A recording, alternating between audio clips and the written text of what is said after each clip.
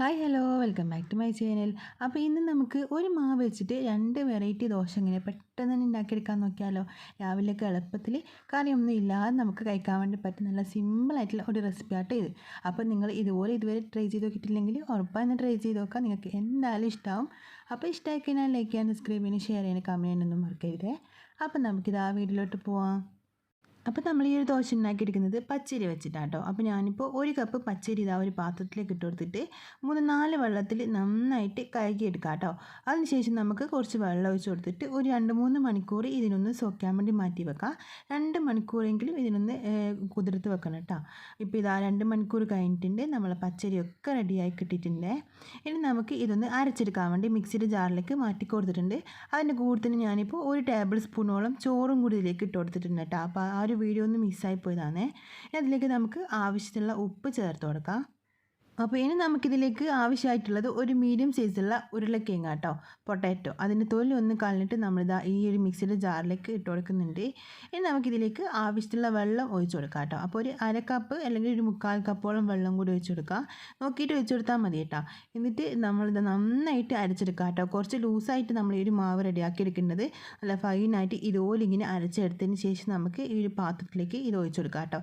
എന്താ നമ്മൾ മാവ് ഇതുപോലെ റെഡിയാക്കി എടുക്കുക. അപ്പോൾ നിങ്ങൾ നോക്കിയിട്ട് 1/2 കപ്പ് 3/4 കപ്പ് വെള്ളം നോക്കിയിട്ട് ഒഴിച്ച് കൊടുത്താൽ മതിയേ.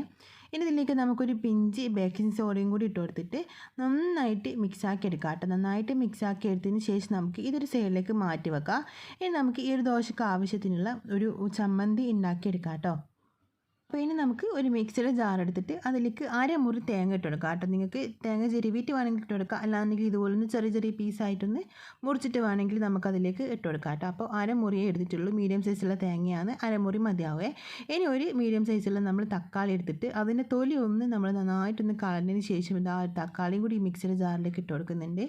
ഇതിലേക്ക് നമുക്ക് 2-3 വറ്റൽമുളക്, വലുതാണെങ്കിൽ 2 മതിയാവും, ചെറുതായതുകൊണ്ട് ഞാനിപ്പോൾ 3 ഇട്ട് കൊടുത്തിട്ടുണ്ട്. ഇനി ഇതുപോലൊരു ചെറിയൊരു പീസ് ഇഞ്ചിയും കൂടി ഇതിലേക്ക് ഇട്ട് കൊടുക്കാം. അപ്പോൾ ഇനി നമുക്ക് ഇതിലേക്ക് ഒരു 1/2 ടീസ്പൂണോളം കാശ്മീരി ചില്ലി പൗഡറും ആവശ്യത്തിനുള്ള ഉപ്പും കൂടിയും ചേർത്ത് കൊടുത്തിട്ട് വെള്ളമൊന്നും ചേർക്കാതെ നമ്മൾ ചമ്മന്തിയൊക്കെ അരച്ചെടുക്കുന്ന പോലെ തന്നെ ഇതുപോലെ ഒന്ന് അരച്ചെടുക്കാം കേട്ടോ. വെള്ളം ചേർക്കാനേ പാടില്ല. ഈ രീതിക്ക് വേണം നമ്മളിതൊന്ന് അരച്ചെടുക്കാനേ. എന്നിട്ട് നമുക്ക് ഇതൊരു സൈഡിലേക്ക് മാറ്റി വെക്കാം. അപ്പോൾ ഇനി നമുക്കൊരു പാൻ വെച്ചിട്ട് അതൊന്ന് ചൂടായി വന്നതിന് ശേഷം നമുക്ക് 1 സ്പൂണ് മാവ് ഇതിലേക്ക് അങ്ങ് ഒഴിച്ചു കൊടുക്കാം കേട്ടോ.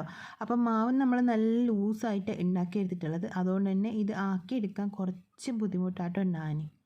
അപ്പോൾ അത് പെട്ടെന്ന് തന്നെ അങ്ങ് റൗണ്ടാക്കി എടുക്കുക. അതിനുശേഷം അതൊന്ന് ആറി വന്നതിന് ശേഷം നമുക്ക് അതിലേക്ക് നമ്മൾ ഉണ്ടാക്കി വെച്ചുള്ള ചമ്മന്തി 1-2 സ്പൂൺ ഇതിൻ്റെ മുകളിലേക്ക് ഇതുപോലെ ഇങ്ങനെ ഇട്ട് കൊടുക്കാം. എന്നിട്ട് എല്ലാ ഭാഗത്തേക്കും ആക്കി കൊടുക്കാം കേട്ടോ. അതിന് ശേഷം നമുക്ക് ഇതിലേക്ക് കുറച്ച് ഗീ ആക്കി കൊടുക്കാം. അപ്പോൾ നിങ്ങൾക്ക് വെളിച്ചെണ്ണ വേണമെന്നുണ്ടെങ്കിൽ വെളിച്ചെണ്ണ ആക്കി കൊടുക്കാൻ കുഴപ്പമൊന്നുമില്ല. അപ്പോൾ ഞാനിപ്പോൾ ഇതിലേക്ക് ഒരു 1/2 ടീസ്പൂണും ഗീ ആക്കി കൊടുത്തിട്ടുണ്ട്. എന്നിട്ട് ഇതുപോലെ ഒന്ന് എല്ലാ ഭാഗത്തേക്കും ഒന്ന് ആക്കി കൊടുത്തിട്ട് ഒന്ന് ഫ്ലെയിം ഒന്ന് കൂട്ടി വെച്ചെടുക്കാം കേട്ടോ. നമ്മളിതൊക്കെ ചെയ്യുന്ന സമയത്ത് ആദ്യം ലോ ഫ്ലെയിമിൽ വെക്കണം. അതിനുശേഷം നമുക്കൊന്ന് ഫ്ലെയിം ഒന്ന് കൂട്ടി കൊടുത്തിട്ട് ഇതുപോലെ ദോശ നന്നായിട്ട് മുരിഞ്ഞ് വന്നാൽ ഇതൊന്ന് ഇതുപോലെ തിരിച്ചിട്ട് കൊടുത്തിട്ട് നമുക്ക് വേറൊരു പാത്രത്തിലേക്ക് മാറ്റി കൊടുക്കാം. അപ്പോൾ ഇനി നമുക്ക് രണ്ടാമത്തെ ദോശ ഉണ്ടാക്കിയെടുക്കാം കേട്ടോ. രണ്ടാമത്തെ മോഡൽ ദോശ എങ്ങനെ നമുക്ക് ഉണ്ടാക്കിയെടുക്കാൻ നോക്കാം.